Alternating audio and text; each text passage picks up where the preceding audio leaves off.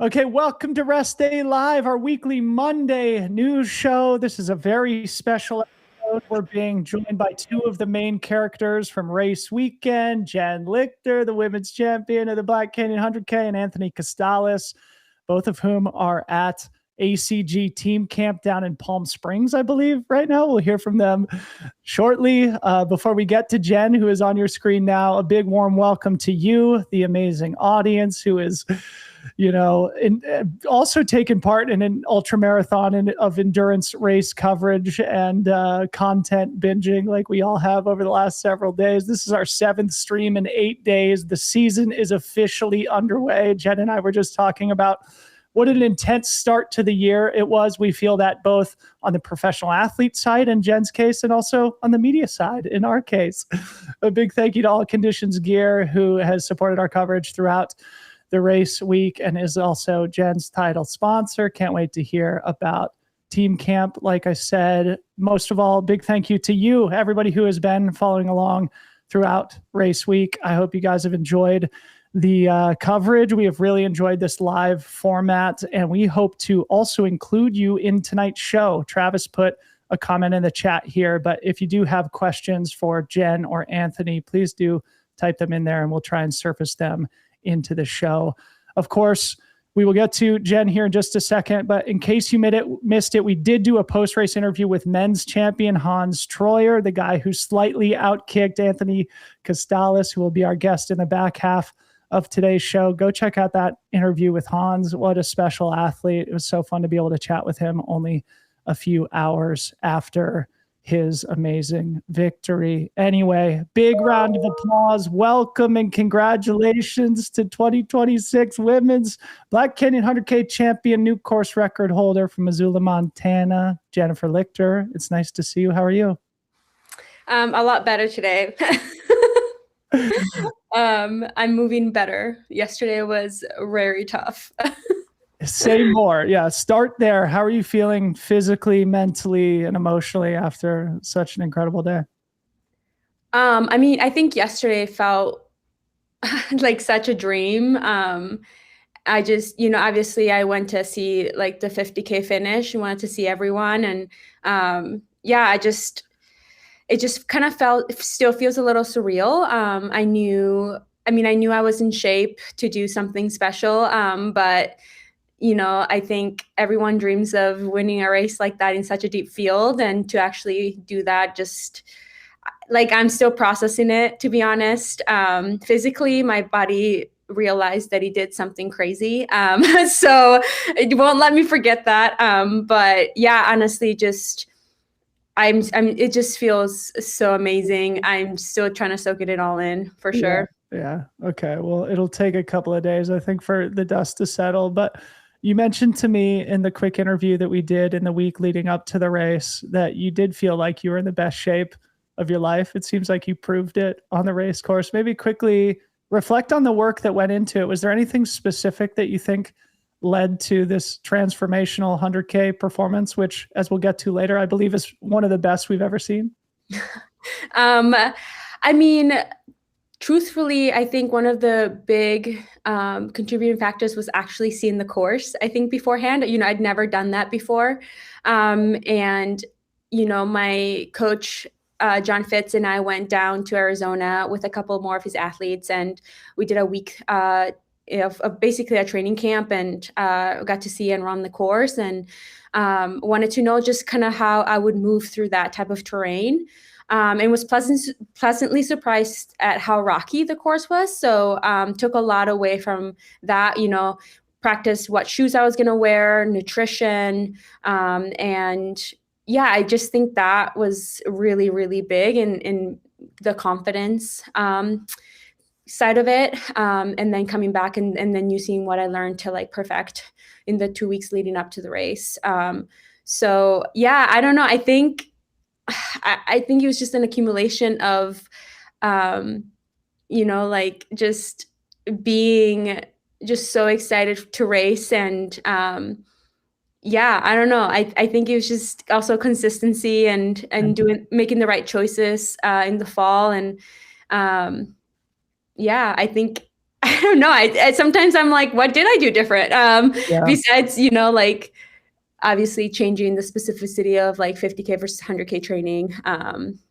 So What yeah. about the hunger, Jen? Of course, we have to revisit the storyline of you having to pull out of the World Championships last year. This is the first time you've raced since July Yeah. last summer. Holy Oh, smokes. I think for sure the hunger was there. I think coming off of such a strong 50K summer, and not being able to continue that momentum into a bit of a longer race at Worlds, and having worked so hard for that, I think I just like, yeah, maybe not necessarily prove to everyone, but like prove to myself that like I am at this point of my career where I want to be someone that people not necessarily fear, but know they're going to have to work hard to compete against. Yes. And and I think that was just, yeah. And also just looking at the start line, I obviously I didn't look at it, but I knew who was going to be there just through word of mouth. It's kind of hard to avoid that at this point. Knowing like Abby Hall was there, Ann Flower, I didn't really know much about Ann Flower. I was telling David Lamb, who messaged me on Instagram, and he was like, they just had to put an Ann Flower there to make you run under 8. And I was like, I had no idea who she was. and then yesterday I was like, got it. Now I know who Ann Flower is. Okay, we're gonna talk more so about that was her. really, really special. I think we definitely pulled each other to the best. I think she was trying to chase me and then I was trying to run away from her. So I do think it was like this push and pull 100%.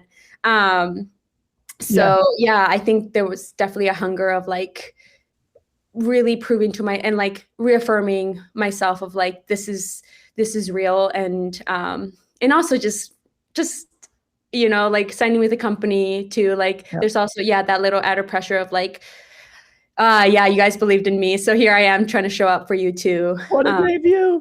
Yeah. For you and for Ann. All right, so we'll get to the battle with Ann here in a sec, but let's start from the beginning. And Ethan's going to pull up a clip here of you and the women's lead pack running through Bumblebee. This is the aid station, roughly 19 miles into the race. As we watch this, maybe you could just walk us through what was going through your head, how you were feeling, what the dynamic of the women's lead pack was up until about this 20-mile mark.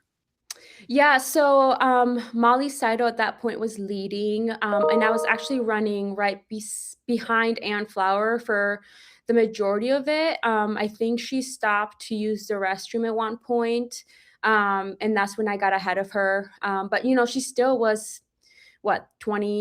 15 seconds behind me heading into this, and then she passed me. You can see that she passed me as I was still on with my crew, and it wasn't necessarily hot, and you can see I was cooling down there, but I didn't want that to become a problem. And so I knew going to this race, I wanted to start cooling off as soon as possible. And I knew that was like one of the strategies that like my coach and I decided to like do for this race is like not even get to the point where like I say I'm hot. Like starting cooling off sooner. And I was just very in cruise mode at that point. I was trying not to panic. I was working on trying not to panic since I am known to go out hot and like to have room and space. But I knew with this, it was just going to be a completely different race. And having done 50 miles before, and, pretty much in both of them, I died pretty bad. The last 10 miles, I knew that I just couldn't make those mistakes again, essentially. And I didn't want to make those mistakes again. And so I tried to really, race within myself on that day.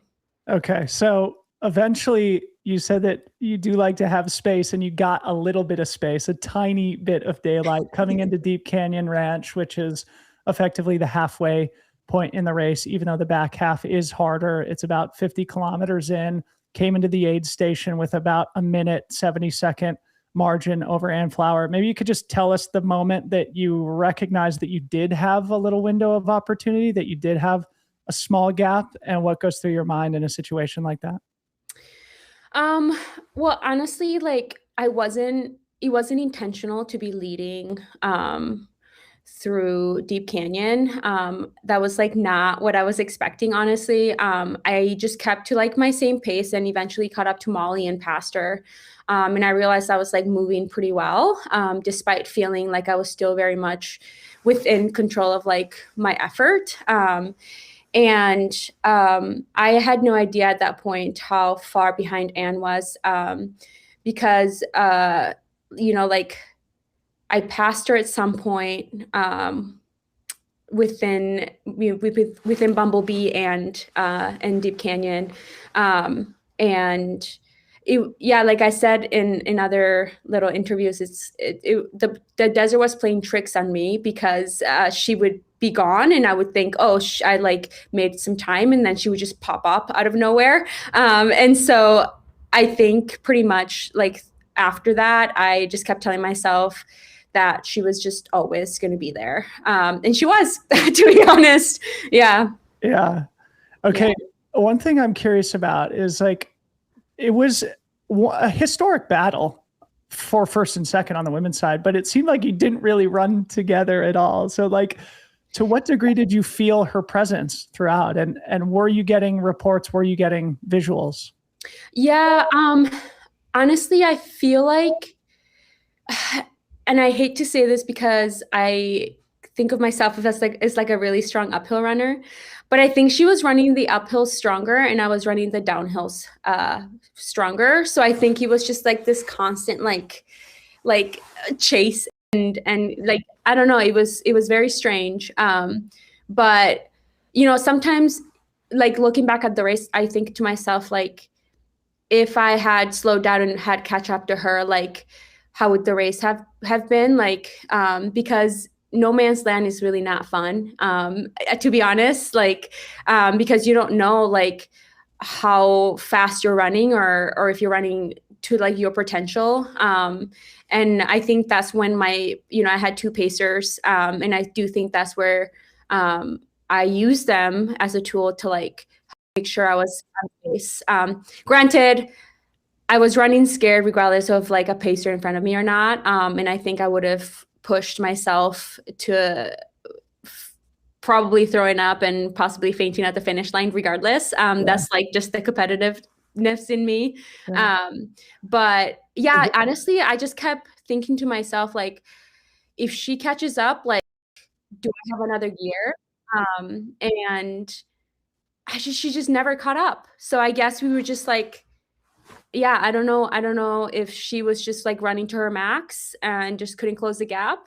But honestly, like I ran, it was very stressful the last 20 miles, that's for sure. I'm sure like, it was. I've never run 20 miles like feeling like I was being chased like that hard. Like if I for 1 second like rolled my ankle or fell really hard, like she would have for sure have caught up to me. So it was like a no room for mistakes 20 miles, which is a long time to have no room for mistakes, to be honest. So yeah. Well, you threaded the needle perfectly. And what the audience is seeing here is you at Deep Canyon Ranch, the aid station I just referenced, 50K into the 100K course. Watch this little aid station transition. As we do, I want to share a stat from Aid Station Fireball, Mr. Liam Tryon, who shared that Anne and Jen had the two smallest positive splits in women's race history, 11 minutes, 19 seconds and 12 minutes, 47 seconds, respectively. Of course, the second half of the Black Canyon course is much harder in terms of just the terrain and vertical ascent and descent and the technicality.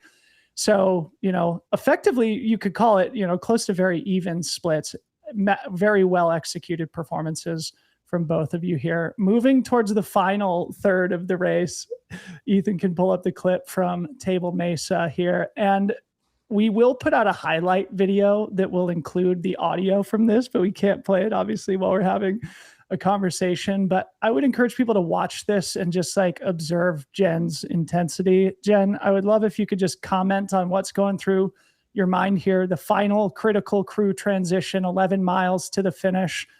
What's going through your mind?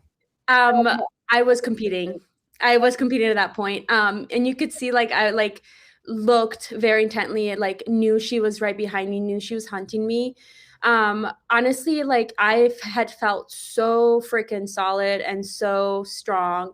And I would say like getting to Table Mesa, it was like the first time I looked at my coach and I said, I'm starting to feel this race. Like I'm starting to feel how fast we're running. And I hadn't looked at my watch. I didn't do any splits through aid stations. That was like not really, that's not how I race, because there's so many variables in racing. And I feel like that all my coach said is like, this is going to be your hill, Jen. Like this is where this is where like you make or break this race. And so heading into like the last hill, I just told myself like,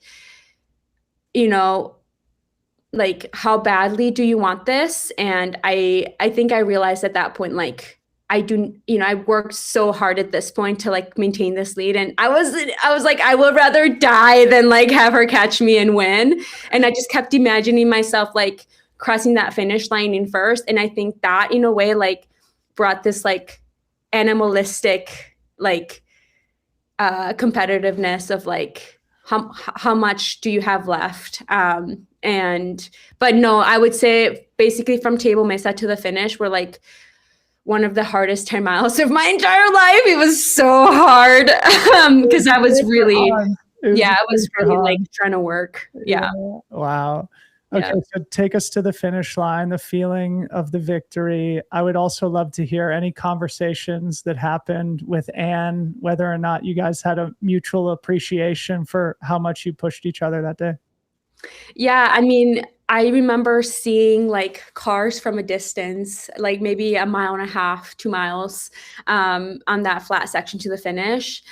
And I legit whimpered and I was like, oh my God, it's here. Like, when like you see the reality of like everything you've been working for slowly come to fruition, it just felt so overwhelmingly like, I didn't even know how to express it, but it was just like gratitude and like, it's these small moments that like we work so hard for like all year and like throughout our careers. And like, honestly, like I don't remember the last time I cried crossing a finish line, but I think there's a picture of me like I was like crying crossing the finish line because it just felt like it was a mixture of shock, relief, and like what did I just do? And also like I couldn't fathom like what I had just done and what we had just done. And yeah, it was just like the most special moment. Like this race will always be one of the most special races for me, for sure. I think I found out a lot about myself today, not today, but like that day. Yeah. Statement. I think a lot of us had viewed you as somebody with the potential to be considered one of the best in the world for the last few years. And I feel like a lot of us are emerging from the weekend feeling like, okay, all right, Jen's now one of the best in the world. And I know we're working on a very compressed timeline here and we can't go super long form like I want to. A couple more things before we wind down and go to Anthony. Of course, I have to ask you about the golden ticket. And while I do, Ethan, if you could please pull up the Strava file here from Jenn Lichter so our audience can admire it. You accepted the golden ticket, though. Then I kept watching the live stream and you said something like, yeah, I took it, but me and my coach are going to have a conversation about it. So you provisionally accepted, though left yourself an out. So I'm here to peer pressure you, but it comments on the golden ticket, the path towards Western States, where your head is at now, only 48 hours removed. Well, I think, immediately after the finish, I think it just, what I'd done and how hard those last 10 miles were and just the intensity of that race just like really hit me. And I think it was just one of those moments of like, I couldn't fathom doing that for like 40 more miles. And so it just felt like too much. And I remember looking at my coach, like almost like kind of like panicked. And I was like, do you really think I can do Western States? And he just said, we'll talk. And like, I feel like realistically, I'll probably take it. And, I'm like at Nike camp, so I haven't had the chance to like really talk to him because, like talking to everyone who's done 100Ks and who's done this race, gosh, talk about like one of like the people that I was like in awe of like starting with is Abby Hall. And she came up to me after the race and was just like, I don't think you understand how impressed your performance was to like everyone who's run this course. And, you know, that coming from like the Western State champion, I'm like, oh, like, does that mean like, you know, like I could do Western States. And so, and then also like people are like, Jen, Western States will be a lot slower. Like it won't be like you're running 7:30 for like 100 miles. And so, yeah, it's like, I know that it's like a completely different race. And so, yeah, I think it's just like, you know, you can't tell a 50K that they have to run that 50K pace for 62 miles. So it's also like taking it from perspective of like, this is not the pace that you would run for 100 miles. So that made me feel better. And also I just thing to hear from a Western States champion too. Yes, exactly. And somebody who was chasing you all day. And we should say Abby Hall, I don't have the stat in front of me, but from memory, I think she ran 25 minutes faster than she did last year too. And of course she's building back towards defending her title there at Western States. Anna and I were just like, going back to your question, when she finished the finish line, I think we just like looked at each other and we're like, that was like, that was really intense. That was like so crazy. And I think she was definitely like, you know, she came here to like, I knew she came here to win. I knew she came here to get a golden ticket. And, you know, so, yeah, no, it was like so cool to like, I mean, these are like the type of races that feel so much better than if you win straight like 40 minutes ahead of someone. So beautiful. Beautiful sentiment. Hey, Jen, I know we got to let you go here. I've got one audience question I would love if you would answer on your way out. This comes from Deb Hamberlin, a good friend. Deb runs far. For Jen, I would love to hear the comparison in distance from 50K to 100K to Jen. Race this distance like a 50K and keep the same intensity for 62 miles? I think that's what we were all wondering. Thanks for the question, Deb. Go ahead, Jen. So no, I actually, I think the intensity of the 50K came more in the last like 20 miles of the race. I felt like I raced pretty much through like Black Canyon, 8th Station at a more steady steady state pace, I must say, like, because I knew like that the last like 20 miles were going to get really, really, really hard. Cause like all like more hill, more climbing, a little bit more technical. So no, I did not race it like a 50K. I've done that in the past with the 50 miles that I did, and I bonked really bad. So I decided to learn from my mistakes and do better this time. Okay. Yeah. Well, thanks for answering that question. And one last thing as we let you go, just to flag for the audience, you said in a pre-race interview with us that you had never worn carbon shoes in a race before. You rocked that Ultra Fly at Black Canyon, sub 8 hours. Holy cow, Jen. It's scary to think what you could do in the future at other races using modern equipment now, given all your talent and experience. Jenn Lichter, congratulations on an amazing victory, new course record. Look forward to seeing what you do this spring and pointed towards Western States. Thanks so much, Dylan. Appreciate it. And thanks for everyone who's watching. That was crazy, I know. It's crazy. You're amazing. All right. I'll let Anthony take your seat here while we wait for him. Yeah, thank you to the audience who is here. Thanks for the questions. Sorry we couldn't get to all of them. I wish we could go super maximally long form here. As you can tell, the athletes are at team camp there in Palm Springs, and we're working on their schedule, so doing the best that we can. But we appreciate everybody for bearing with us, and thanks to All Conditions Gear for helping us coordinate not only all of our shows, but coordinating with these heroic athletes. Now joining us here, men's second place finisher 2026, the 2023 champion, the pride of Salt Lake City, Utah, Anthony Costales. It's good to see you, buddy. It's been a while, man. How's it going, Dylan? It's going so well. Where are you at? I was like, I didn't see you all weekend. All right, so you're going to be proud of me, buddy. You're going to be proud of me.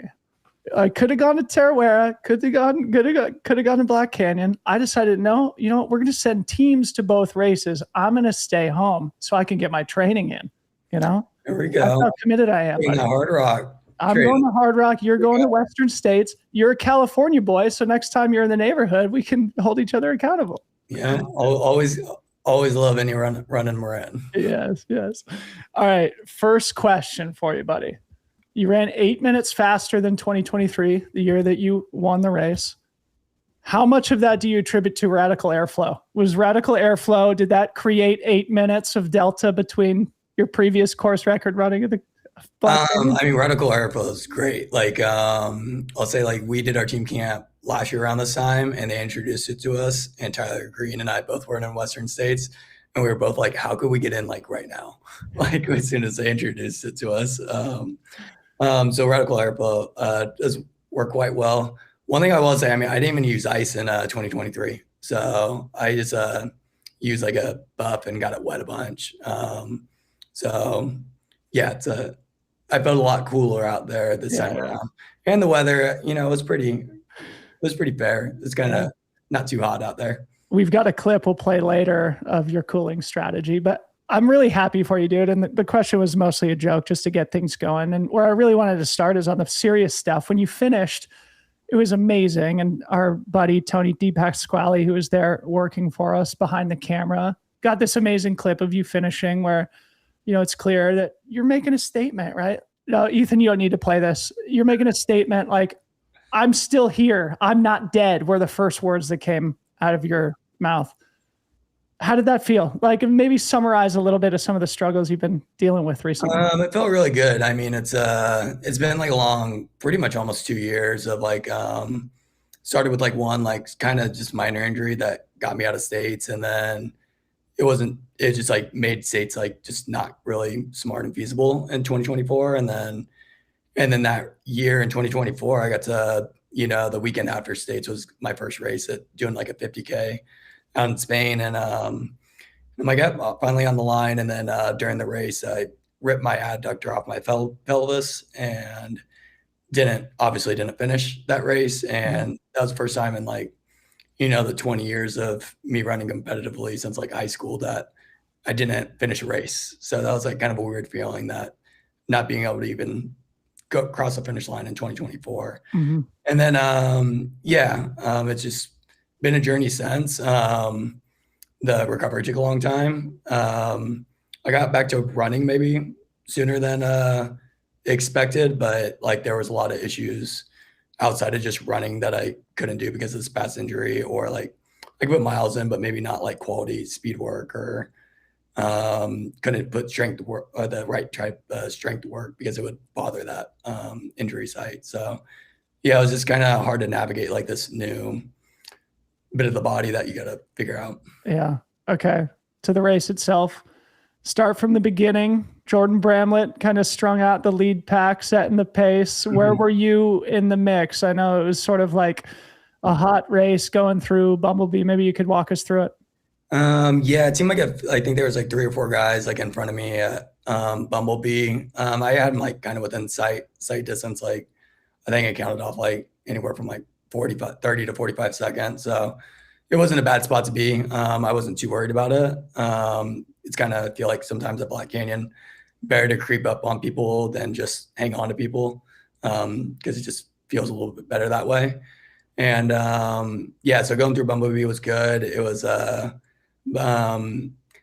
that though, I was kind of I was troubleshooting 2 things essentially, and between Gloriana Mine and Deep Canyon Ranch. Tell me about that, because again, Liam Tryon sent me some stats, Aid Station Fireball, just some split stuff. You were 20 seconds back at Bumblebee. For the audience, that's mile 19.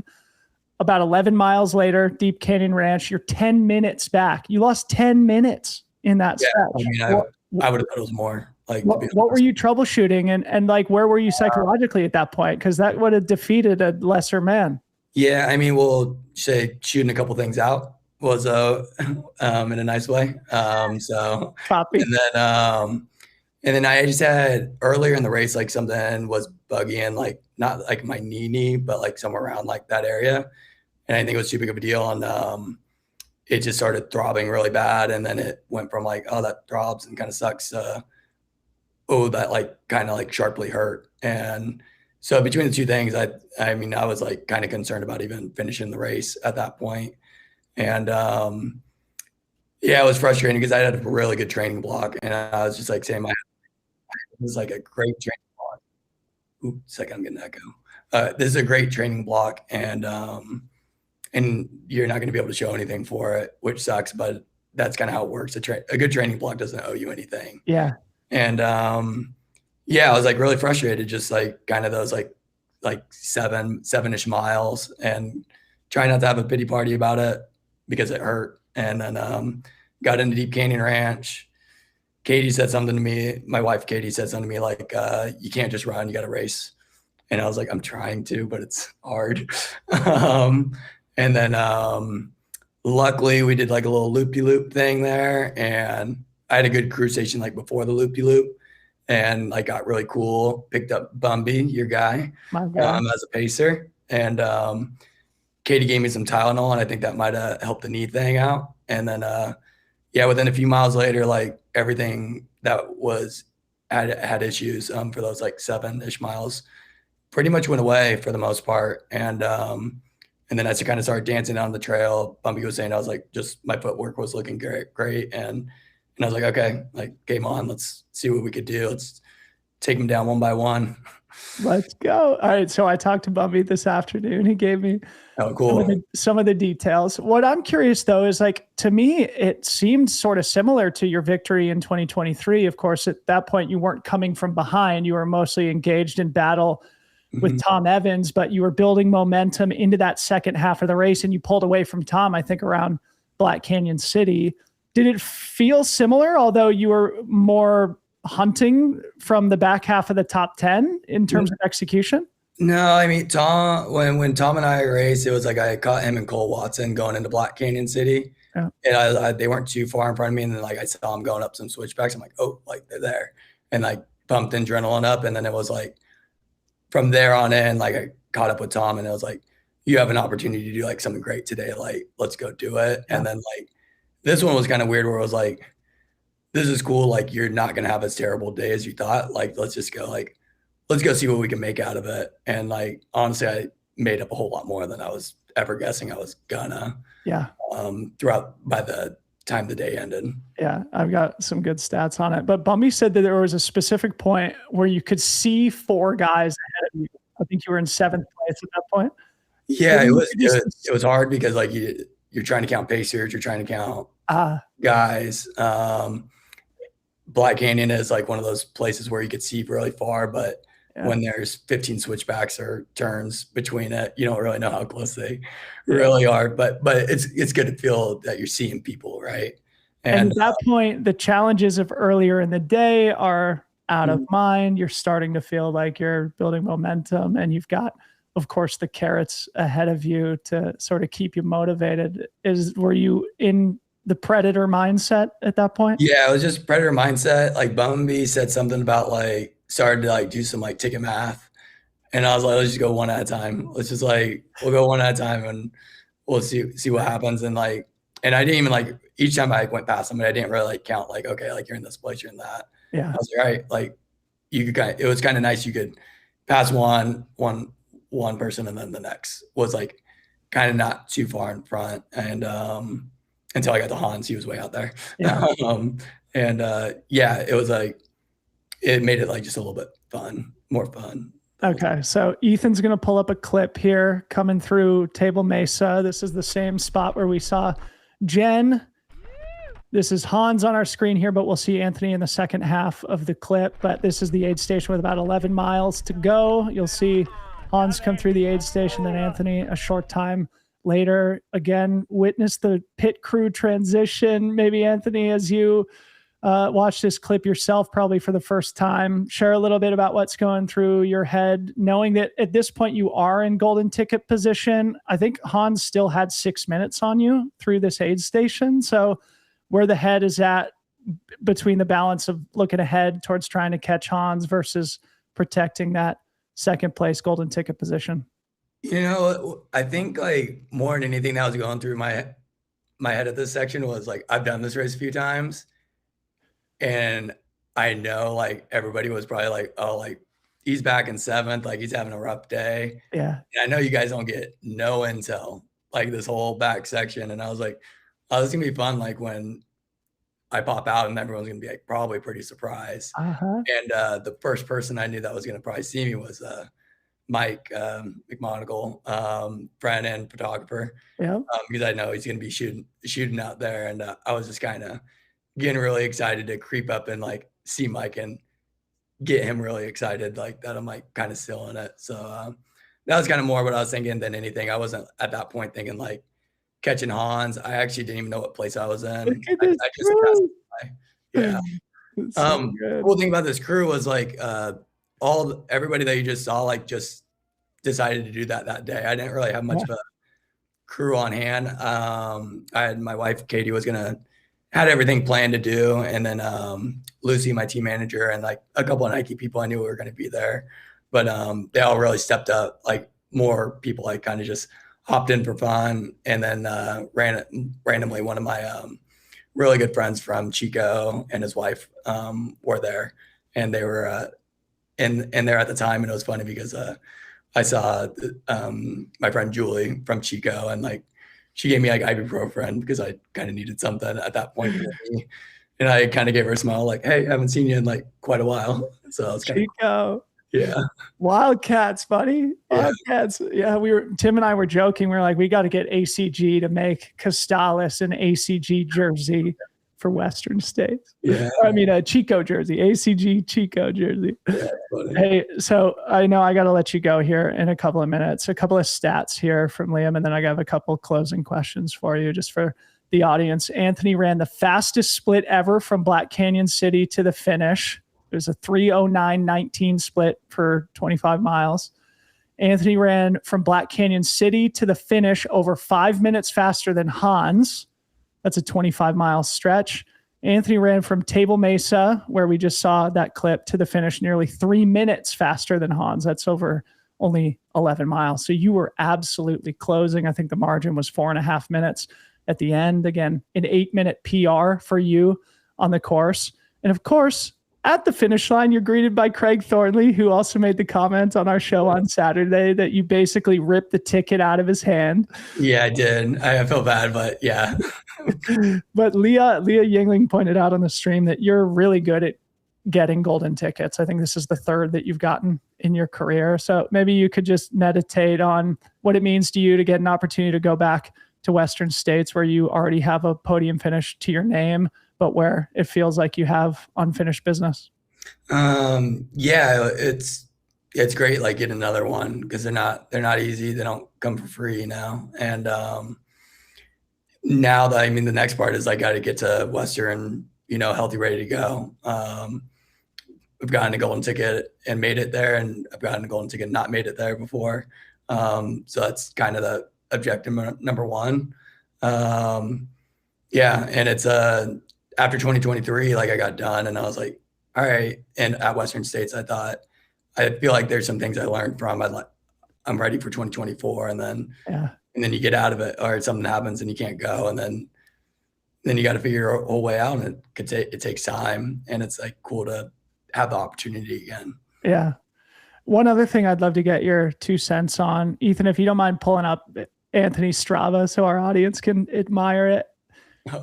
Leah mentioned on the stream too, I thought it was just a really smart observation that the top 7 men on Saturday all had raced Black Canyon in the past. So maybe you could say a few words about the value of having experience at this race in general, and in what way maybe it put you over the top on Saturday. It's pretty crucial, I think, at this race. Like, I mean, obviously, like the women's field we just saw, like it's not needed, but it's a big deal. I think it's mostly from Black Canyon City to Table Mesa. Like you go back there and it's 9 miles to the next aid station. It's one of the biggest, like hardest climbs of the day. And it's just like, it's really hot back there and nobody's there. Like nobody's cheering you on. Nobody's like telling you where you're at, and you don't get any water, and you're just in the middle of the desert. And yeah, I think like after you experience that like kind of back section one time, like you just learn a lot from it. and can grow from this race. It was kind of funny, like get into the last table mace. I'm like, oh, thank God I'm here. I'm like almost done. It felt like where like Jen was saying, like it sounded like so much farther to go. Yeah. Which maybe if she does this again, she might be the opposite for her. Yeah. Okay. 2 closing questions from the chat. The first is, Anthony, who's coaching you? I wonder if anything's changed since the last time we talked on that front. And then another person asked, and I wanted to squeeze this one in because I talked to Bumby. Why did you pick the shoes you did for the course? I noticed you picked sort of a prototype in development pair of shoes. Maybe you could tease for the audience what's coming down the pipeline. Coach who coaches me, you're looking at him right now. I just coach myself. So yeah, I've just been doing it for a long time. I balance a lot of different things. And I feel like most of the time, I feel like if I had a coach, it'd be so difficult to just like coordinate how many things I'm like balancing. But I'm coaching volleyball right now, which is like random, but like telling a coach that like, oh, by the way, I got like 6 a.m. volleyball practice. I'm dealing with the kids in the morning, along with picking my daughter up by 5:30 and doing a full-time job. It's just like a lot. So I feel like I've been pretty good at it. I've like thought about like maybe getting some advising, but yeah, just coach myself. Yeah. And then the other question on the shoe choice. The shoe choice is, I mean, I'm not sure how much I'm allowed to say about the shoe. It is like a prototype, but it's not what everybody would call a super shoe because it doesn't have a carbon in it. I think I could say that. Yeah. So I chose that shoe because I feel like it's something you could really kind of just dance down the trail with. Like you take turns really hard. You can put your feet where you want. Sometimes I feel like you get in these carbon plated shoes and it kind of tells you where to go, but I kind of want a little bit more of that freedom. But a little bit more of a minimal shoe than most would probably expect to be running 100K in. I can't resist to ask you one more question here. Of course, Western States is the major goal, and I know you got to rush over to team dinner here tonight. So sorry, Lucy, and whoever is going to be waiting on you. But one of the things that so first of all, I'd love to hear like what maybe is in your mind of what you could do between now and then, if anything at all, given that you are balancing, career and family and stuff. And the other thing that Tim and I talked about, first of all, there's also a great history of people who do well on the men's side at Black Canyon, also do well at Western States, including yourself from 2023 when you won Black Canyon, podiumed at Western States. But also like there is this phenomenon of being maybe too fit too early. And so if you could just speak a little bit about like, what does it look like to recover here to then actually peak at the time that it matters most in June? Recovery, last time I feel like, I guess like we're just looking like back at history. Last time my recovery, I was like, all right, let's take like a really good full recovery. And I took 2 weeks and then I got going and I had like just a little niggle that wasn't too big of a deal, but then it took like another like 2 or 3 weeks to get rid of. And then you're talking like taper of 2 weeks before that. And I'm like, man, I haven't like really like put in quality training for like almost like 6 weeks. And like States is coming up closer than you want. So I guess there is a little bit of a balance of like, let's get some rest, but like, let's make sure the body's like, once this rest, like let's do a couple things in the middle to make sure as soon as the rest is over, like we're ready to go. Like, let's not like find something out is kind of wonky after. So I think that's like kind of the number one thing that I'm thinking of right now. Things between now and States to do. I've been asked that question a couple of times, like the last couple of days. I really like was just focusing on Black Canyon during this training block and just wanted to get through it. So I haven't put too much thought into like what I'm going to do next. I would like, of course, like some type of at least a 50K or 2 in between there. But I don't have any like real strong commitments yet. All right. We'll see you at Gorge Waterfalls, buddy. Yeah, that's what I figured you to say. Dude, Anthony, as we wind down here, buddy, I'm really happy for you, dude. I know it's been kind of a slog the last couple of years. 37-year-old father, doing battle with a 26-year-old kid from Georgia. Like, I don't know, man. It's just, You can just say, I guess I'm middle-aged and fit, right? Come on, dude. Is that what it is? You're getting ready for Western States. I'm getting ready for Hard Rock. We're both middle-aged dads. Let's go, buddy. We got this. No, but in all seriousness, dude, congratulations on an amazing achievement here this past weekend. Good luck in your prep for Western States and enjoy team camp. Thanks for making time coming on the show. All right. Thanks, Dylan. Appreciate it. Oh, that was so fun, everybody. Thanks for joining us here. Before we wind down, a couple more fun things. First, we got to do our Strava files of the week. Of course, we showed you 2 files already from the 100K. Figured we would show you the 2 from the 50K as well. Seth Ruling, our men's champion here this year. Ethan's going to pull up his Strava file. A new course record in the 50K after losing his course record in the 100K the day before. The year of the boy continues from Boulder, Colorado, coming back, I think becoming the first person to win both distances here at Black Canyon. 31 miles, 3:16, 6:18 pace. Look at that first mile. They were ripping 5:18, slightly downhill in a major pack. Shout out to Seth Ruling for putting together a big victory to kick off his season. He's coming to Gorge running the 100K next month. So congratulations to Seth. I think Travis will put the link in the chat for those who want to take a look at that. And then our second Strava file of the week, as soon as this one closes, is from Jane Moss, who also lives in Boulder, I believe.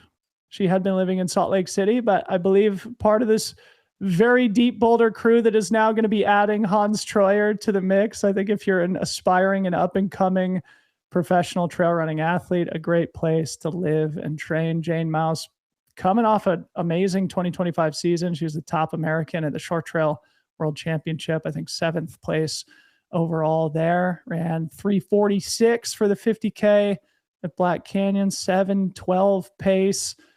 I think we'll throw a link to this in the chat too. Make sure you go give a follow to all of these athletes on Strava so you can stay apprised of their training. I'm not sure what Jane's got next, but of course she's got the FKT on the Grand Teton, now ripping a super fast and very runnable 50K, showing her range across hyper maximally technical, and then also pretty fast terrain. Also wanted to give a shout out to the winners of our fantasy competitions last week. This was a record-setting week of fantasy, hugely increased numbers of participation across all 3 distances. Shout out Melly Mel, who won the Tarawera 100K.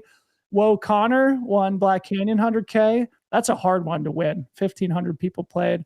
And Matthias Rogers won the Black Canyon 50K. We'll be reaching out to all 3 of those individuals to style them out with some new free trail merch and some ACG Ultra Flies. As we wind down here, a big thank you to you guys. What a fun freaking week it was covering these 2 races, having 2 golden tickets on the same weekend. It was a challenge to balance everything, but we had a blast putting everything together. If you enjoyed it, make sure you subscribe to the channel before you go.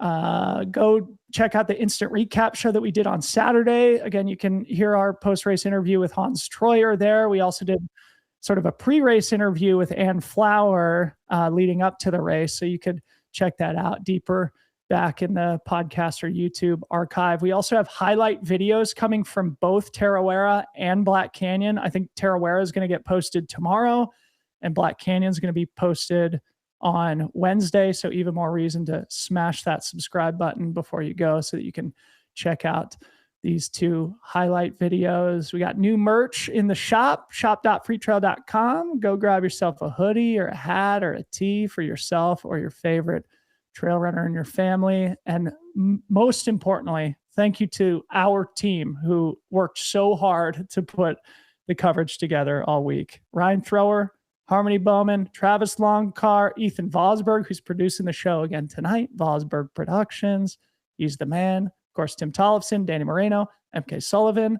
Behind the cameras, we had Summer Kreisman, Henry Jane, Tony DePasquale, I already mentioned Ryan Thrower, obviously, his partner, Addie Thompson, also helped out a lot. It was a massive team effort, and we super appreciate the entire team. A little bit of a quicker show here tonight. We appreciate each and every one of you. We'll probably have another podcast going up later in the week. If not, we will see you back here again, Rest Day Live, next Monday. On behalf of the squad, love you very much. Peace out.